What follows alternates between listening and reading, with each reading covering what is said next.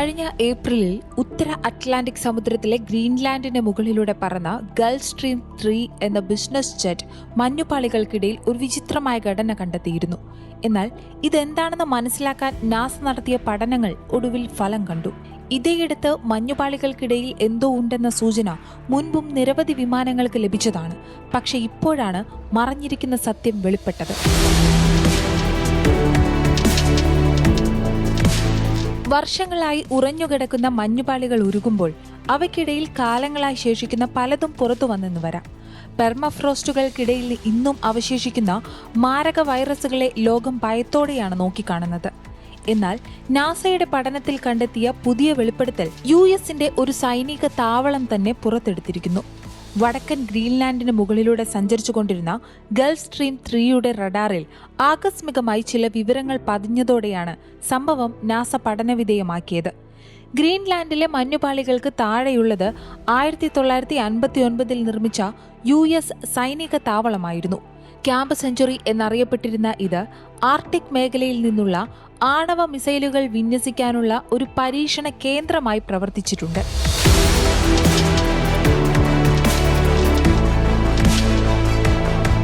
അതേസമയം ഘടന എന്താണെന്ന് കണ്ടെത്താൻ തങ്ങൾ ഏറെ പരിശ്രമിച്ചുവെന്നും റഡാർ ഇമേജറി പരിശോധിച്ചപ്പോൾ തണുത്തുറഞ്ഞ ഭൂമിയുടെ ആഴത്തിൽ നിന്ന് ഒരു കൂറ്റൻ ഘടന ഉണ്ടെന്ന് മനസ്സിലായെന്നും നാസയുടെ ജെറ്റ് പ്രൊപ്പൽഷൻ ലബോറട്ടറിയിലെ ക്രയോസ്ഫെറിക് ശാസ്ത്രജ്ഞനായ അലക്സ് ഗാർഡ്നർ പറഞ്ഞു. ഗ്രീൻലാൻഡ് ഐസ് ഷീറ്റിനുള്ളിൽ US ആർമി കോർപ്സ് ഓഫ് എഞ്ചിനീയർമാരായിരുന്നു ക്യാമ്പ് നിർമ്മിച്ചത്. പക്ഷേ ഇത് അധികകാലം സേവനത്തിൽ തുടർന്നിരുന്നില്ല. പ്രവർത്തനം തുടങ്ങി 8 വർഷത്തിനു ശേഷം അത് ഡീകമ്മീഷൻ ചെയ്തു. പിന്നീട് ഗ്രീൻലാൻഡിന്റെ മഞ്ഞുപാളികൾക്ക് താഴെ ക്യാമ്പ് ഉപേക്ഷിക്കപ്പെടുകയാണ് ഉണ്ടായത്.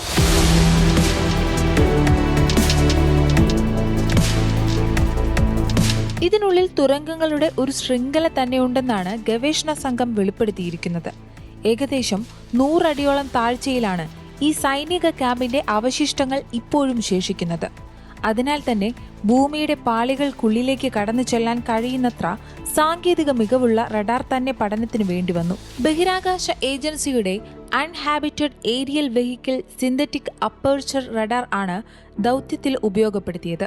എന്നാൽ റഡാർ നൽകിയ വ്യക്തതയുള്ള ദൃശ്യങ്ങൾ, മുമ്പൊരിക്കലും കണ്ടിട്ടില്ലാത്ത സജ്ജീകരണങ്ങൾ ഈ രഹസ്യ അറയ്ക്കുള്ളിൽ ഉണ്ടെന്ന് വെളിപ്പെടുത്തിയെന്ന് നാസ പറയുന്നു.